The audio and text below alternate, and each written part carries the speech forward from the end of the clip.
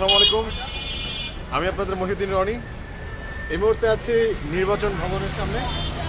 আজকে আপনারা হয়তো কম বেশি সবাই জানেন যে আমরা ভারতীয় আধিপত্যবাদ মুক্ত একটা ইনসাফের বাংলাদেশ প্রতিষ্ঠা করার জন্য আমরা তরুণদের হয়ে তরুণরা আমরা ঢাকা 18-র আমি মহিউদ্দিন রনির স্বতন্ত্র প্রার্থিতা করার জন্য আমি আমার মনোনয়ন জমা দিয়েছিলাম। সেই মনোনয়ন নির্বাচন কমিশন বাতিল করেছে ভোটার সমর্থন লিস্টের ইস্যু দেখিয়ে, এবং আমি তার এগেইনস্টে আমি আপিল করেছিলাম। আপিল করার পর আজকে আসলাম। আজকে আমাকে টাইম দেওয়া ছিল 4টায়, এবং 4টা বাজে আসার পর তারা জানায় নেই কোনো কিছু, আমাকে জানায় নাই যে 10জন তারা দৈব চয়নে তারা সিলেক্ট করেছে সেই 10জনকে এখানে হাজির করতে হবে। আমাদেরকে কোনো কিছু জানায় নাই এবং কোনো ইনফরমেশন আমরা জানতাম না। আসার পর জানলাম যে সেই 10জনকে হাজির করতে হবে। 10জনকে এখন এই 4টা বাজে আমি সেই তুরাগ, উত্তর খান, দক্ষিণ খান, উত্তরা, মানে পুরো ঢাকার অন্য প্রান্ত থেকে এই প্রান্তে এই অল্প সময়ের মধ্যে মানুষ কীভাবে আনবো বলেন। আমাকে হঠাৎ করে বলতেছে যে আপনি ওনাদেরকে হাজির করেন। সো আমি পারি নাই। আমার দুর্ভাগ্য। আমাদের এখানে ছোট ভাইরা যারা আছে তারা খুব আশা নিয়ে এসেছিল।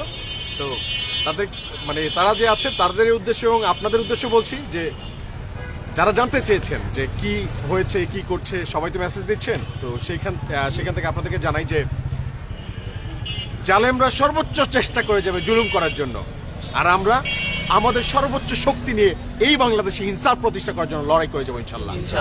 এবং তারা চেষ্টা করে যাক, আমরা আরো চেষ্টা করতে বলবো। আমরা দেখি আমরা আমাদের যতটুকু সামর্থ্য আছে আমরা এবার উচ্চ আদালতে রিট করতে যাব। আমাদের জন্য দোয়া রাখবেন। আল্লাহ আমাদের সহায়ক। আমিন।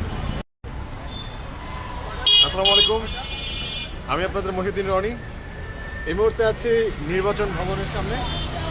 আজকে আপনারা হয়তো কম বেশি সবাই জানেন যে আমরা ভারতীয় আধিপত্যবাদ মুক্ত একটা ইনসাফের বাংলাদেশ প্রতিষ্ঠা করার জন্য আমরা তরুণদের হয়ে তরুণরা আমরা ঢাকা 18-র আমি মহিউদ্দিন রনির স্বতন্ত্র প্রার্থিতা করার জন্য আমি আমার মনোনয়ন জমা দিয়েছিলাম। সেই মনোনয়ন নির্বাচন কমিশন বাতিল করেছে ভোটার সমর্থন লিস্টের ইস্যু দেখিয়ে, এবং আমি তার এগেইনস্টে আমি আপিল করেছিলাম। আপিল করার পর আজকে আসলাম। আজকে আমাকে টাইম দেওয়া ছিল 4টায়, এবং 4টা বাজে আসার পর তারা জানায় নেই কোনো কিছু, আমাকে জানায় নাই যে 10জন তারা দৈব চয়নে তারা সিলেক্ট করেছে সেই 10জনকে এখানে হাজির করতে হবে। আমাদেরকে কোনো কিছু জানায় নাই এবং কোনো ইনফরমেশন আমরা জানতাম না।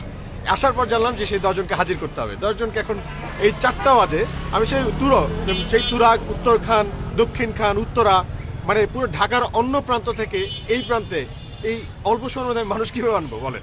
আমাকে হঠাৎ করে বলতেছে যে আপনি ওনাদেরকে হাজির করেন। সো আমি পারি নাই। আমার দুর্ভাগ্য। আমাদের এখানে ছোট ভাইরা যারা আছে তারা খুব আশা নিয়ে এসেছিল। তো তারা যে আছে তাদের উদ্দেশ্য এবং আপনাদের উদ্দেশ্য বলছি যে যারা জানতে চেয়েছেন যে কি হয়েছে, কি করছে, সবাই তো মেসেজ দিচ্ছেন। তো সেখান থেকে আপনাদেরকে জানাই যে জালেমরা সর্বোচ্চ চেষ্টা করে যাবে জুলুম করার জন্য, আর আমরা আমাদের সর্বোচ্চ শক্তি নিয়ে এই বাংলাদেশে ইনসাফ প্রতিষ্ঠা করার জন্য লড়াই করে যাবো ইনশাল্লাহ। এবং তারা চেষ্টা করে যাক, আমরা আরো চেষ্টা করতে বলবো।